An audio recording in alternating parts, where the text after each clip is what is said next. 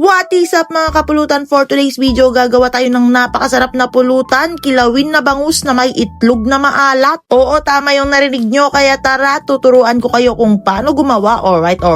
Una sa lahat, first of all, bumili tayo ng na-slice na bangus sa palengke. Pagka-uwi, nugasan ko lang yan, saka natin ibababad sa suka na puti at asin ng mga 30 minutes. Suka na puti yung gamit ko sa pambabad para mas mabilis siyang mamuti mga kapulutan. At kapag ganito na yung itsura, i-drain na natin yan, pipigain natin yung suka. Saka natin titimplahan ng mga rekado, luya pang tanggal lansa, sibuyas na pampaimas, green onions at sili na red na pampagana. At para extra special, naglagay ako ng bell pepper. Then naglagay ng 372 pieces na asin at 475 naman na paminta. Sa pang-asim naman, gumamit tayo ng calamansi juice at ang magpapasarap na Uncle Tom's Sukang Ilocos Spice Turmeric Vinegar. Napaka-solid gamitin to sa mga kilawin kasi kompleto na at malasang malasa, nakakatulong pa mawala yung lansa. At hindi lang ordinary na kilawin na bangus to dahil linagyan pa natin ng itlog na maalat. In English, salted egg. In Ilocano, napgad nga itlog. Charot. Dudurugin lang natin yan ng ganyan, yung may kasamang pagmamahal para mas lalong sumarap. Subukan nyo tong recipe na to mga kapulutan. Pag gumagaw kayo ng kilawin na bangus, lagyan nyo ng itlog na maalat. Napaka-solid.